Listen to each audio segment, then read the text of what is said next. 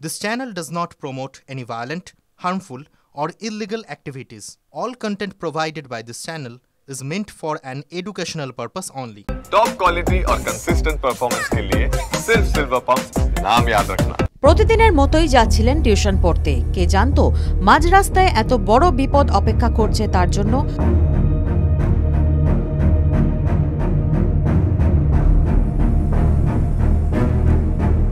ঘটনা ব্যারাকপুরের মোহনপুর এলাকার জাফর স্কুলপাড়া অঞ্চলের।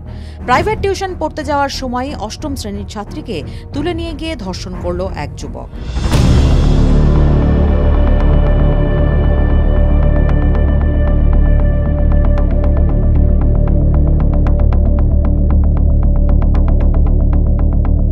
ইতিমধ্যে ঘটনায় চাঞ্চল্য ছড়িয়েছে এলাকায়। অভিযুক্তকে গ্রেফতার করেছে মোহনপুর থানার পুলিশ।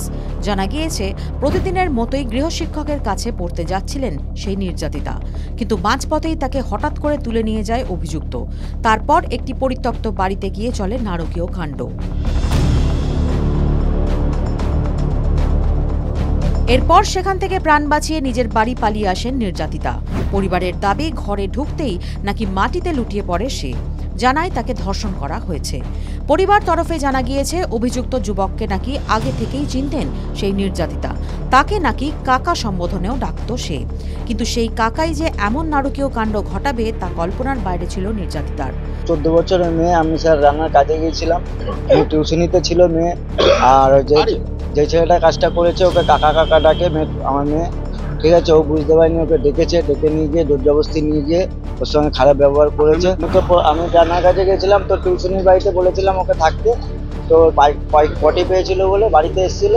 তো যখন পটি করে যখন আবার পড়ার ওখানে যায়, তখন ওইখান থেকে ও এরকম ধরে নিয়ে যায়। ছেলেটা তো স্যার এমনি ঘুরে ঘুরে বেড়ায়, আর সন্ধ্যা হলে মদ ফদ খায়। আর ওর নামে এমনিও রিপোর্টও আছে। এর আগেও অনেক বৌদিদের সঙ্গে টন্টিটকিরি করেছে। তাদের স্বামী ফামিরা এসে ওকে বাড়িতে এসে মারধরও করে গেছে। অনেক রিপোর্টও আছে, থানাতেও ওর রিপোর্ট আছে, অনেক কেস আছে ওর।